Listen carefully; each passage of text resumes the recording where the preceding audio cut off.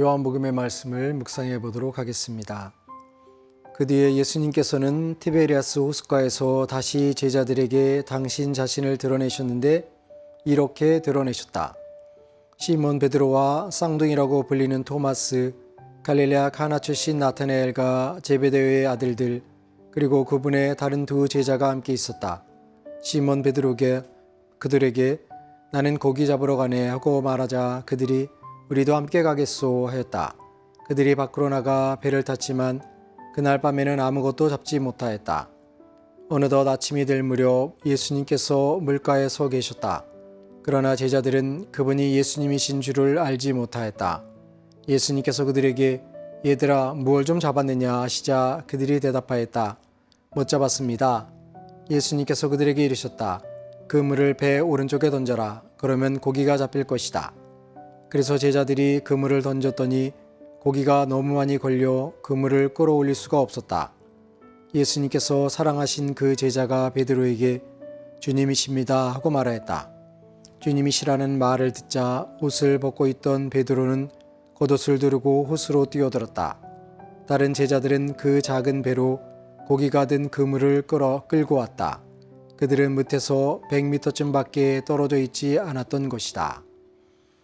참 예수님, 오늘 복음에는 예수님의 부활의 내용이 전개가 되고 있습니다.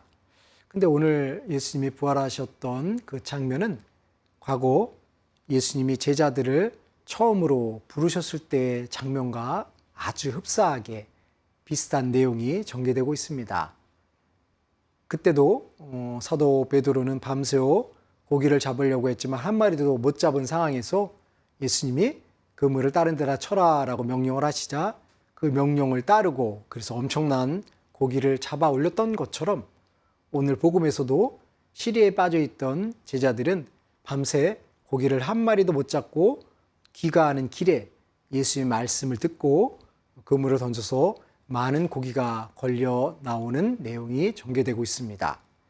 그런데 재미있는 사실은 동일한 사건이지만 그 동일한 사건을 받아들이는 제자들의 마음 상태가 전혀 다르다는 것이죠.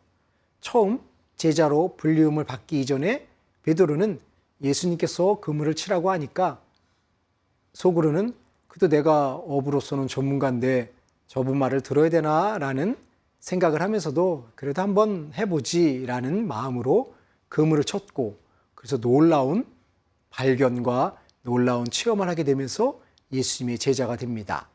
그런데 오늘 복음에서는 그 당시 베드로가 갖고 있었던 그런 기대감은 전혀 없는 상태에서 그냥 절망적인 상태, 더 이상 아무것도 뭔가를 할 수 없는 포기하는 마음으로 한번 그물을 던졌는데 놀라운 고기가 잡히는 것을 발견함으로 인해서 그분이 예수님이라는 것을 체험하게 되지요. 첫 번째, 예수님의 체험에 대한 베드로 사도의 마음은 정말 예수님은 대단한 분이고 놀라운 분이고 엄청난 능력을 소유하고 있는 분이다라는 것을 분명히 인식을 했겠죠. 하지만 그런 놀라운 예수님을 체험했음에도 불구하고 예수님이 붙잡혀갈 때는 다 도망을 가게 되지요.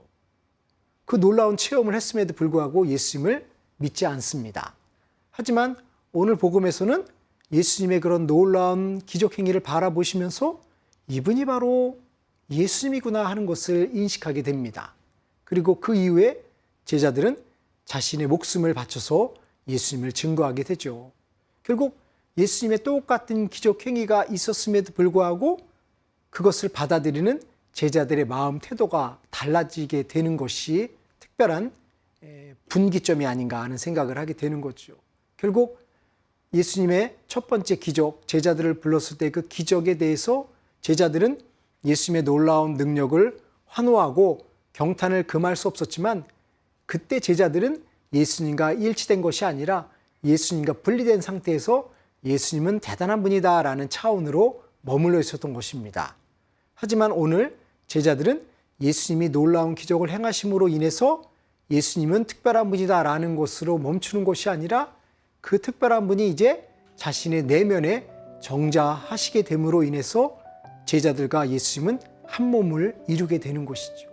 결국 우리가 예수님을 믿고 따르기 위해서는 첫 번째 제자들이 불림 받았을 때의 그런 감동으로 예수님과 함께 살아가는 것이 아니라 두 번째, 부활하신 예수님을 체험함으로 인해서 그 체험이 내면화되는 과정을 통해서 진정한 제자로서의 삶을 살아가게 되는 것이죠. 그러므로 우리에게 있어서 신앙생활을 잘하기 위해서는 예수님이 놀라운 분이다라는 것으로 경탄하는 것으로 끝나는 것이 아니라 그분이 바로 내 삶의 중심이고 나와 함께 살아가고 계시다는 것에 대한 확신이 자리할 때 우리는 베드로 사도처럼 용감하게 복음을 전하는 순교의 길을 걸어갈 수 있지 않을까 하는 생각을 합니다. 그러기에 우리 신앙생활은 바로 예수님과 내가 하나가 되고 일치되는 것을 통해서 완성될 수 있다는 것을 생각해야 되겠습니다. 그래서 우리가 예수님을 믿고 따라간다는 것은 결코 쉬운 일은 아니죠. 왜냐하면 예수님은 십자가를 통해서 부활의 영광을 얻으셨던 것처럼 때로는 우리들에게 험난한 길이 있을 수도 있습니다. 하지만 그 험난한 길이 그저 험난한 길로 끝나는 것이 아니라 예수님과 일치할 수 있는 또 다른 기회로서 자리하고 있다는 것을 긍정적으로 받아들이게 된다면 우리는 그 시간을 통해서 예수님과 한 몸을 이루게 되고 예수님이 나의 삶의 내면화됨으로 인해서 사도들과 같은 열성을 간직할 수 있으리라고 생각이 듭니다. 그래서 우리는 이 부활 시기를 통해서 진정 예수님과 내가 하나 되고 예수님이 내 자리에 정초하심으로 인해서 우리도 부활의 삶을, 새로운 삶을 살아갈 수 있으면 좋겠습니다. 감사합니다.